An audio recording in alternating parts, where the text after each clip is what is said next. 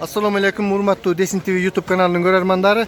Biz hazır Turbaza'nın canında turabız. Şunday mehmanxanalar var eken. Moğunday halal deyt.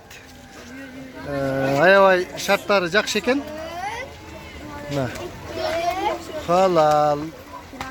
Spirt içimlikleri, tamek çegu, tüyü salınat eken, aslanbap. Telefonları mınake. 0770 29 44 44 554 19 44 44 deydi.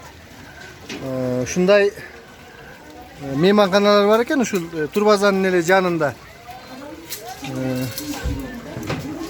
Kança somdan bir komnatası acaba? Ha 1200'den eken bir komnatası. Evet, jakşı usloya var da tuvalet içinde. Duş puş var. Cuma günleri aksakallarga beker deydi ha duş. Cuma günleri aksakallarga beker eken. Moğunday ayvay sonun şartları tüzülgön eken. But kiyimdi bu жерге çeçip koyup çıkıp etet eken. Aşkana tamagında kılıp beresiz kanday? Ha, produktunu.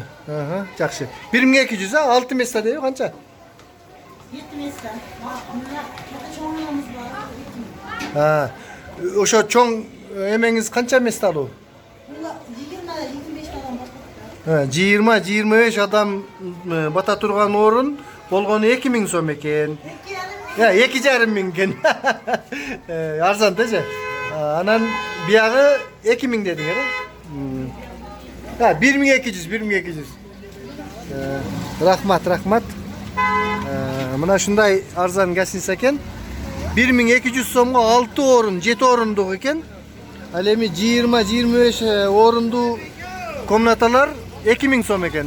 Mına şol Turbaza'nın canında gelip esalp etsеңizdер болот.